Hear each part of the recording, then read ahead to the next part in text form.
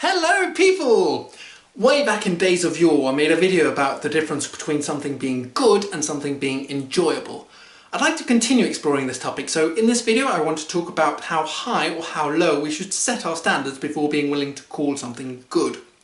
First, a couple of premises I'd like to state that we can hopefully all agree on.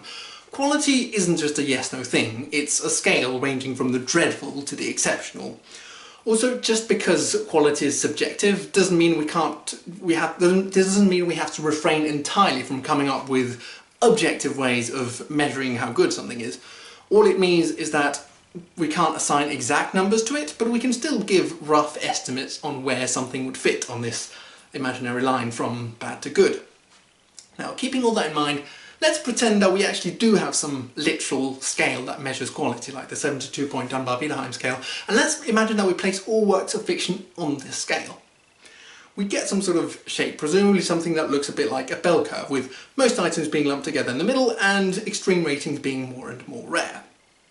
The shape of this curve would be affected by several things. For example, in the case of books, it's unarguably easier to write a terrible book than it is to write a great one, which would thicken this side of the curve a bit, but at the same time publishers presumably are more likely to publish books of quality, which would balance things out a bit.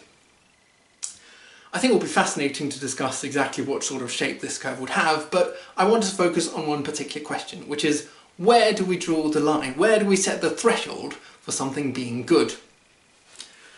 The obvious answer would be to just put it straight in the middle and classify everything as being either bad or good. However, I think that's neither very helpful, nor is it an accurate description of what people actually mean when they praise something for its quality. It would imply that in certain cases it would take the tiniest difference to flip something from being good to bad, or vice versa, and it would take away any useful information that lies in the word. Perhaps you and I use words differently, but when I call something good, I'm trying to convey that in some way it stood out from all the rest. And that's precisely the point I want to make. Something is good once it's out of that middle bit. Imagine this curve again and picture the point where the curve is starting to get somewhat narrow. That's where I draw the line. There are still plenty of items to the right of this, but given that most books I read will fall somewhere in this middle bit, it only really makes sense to me to recommend something once it's managed to escape from this cluster of average books. I don't know exactly where I draw this line, but it's certainly not in the middle. This also lines up with the idea that when we give grades out of 10, the passing grade is typically somewhere around 5, but you have to get up all the way to 7 or 8 before most people are willing to consider that a good grade.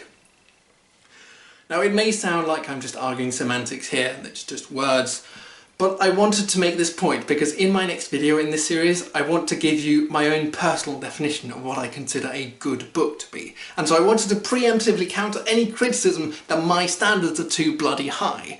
This is the reason for it. This is good, this is bad, and anything in between is just average. There you have it, this is where I set the threshold. Thank you for watching, and this is The Missing End turning off his camera.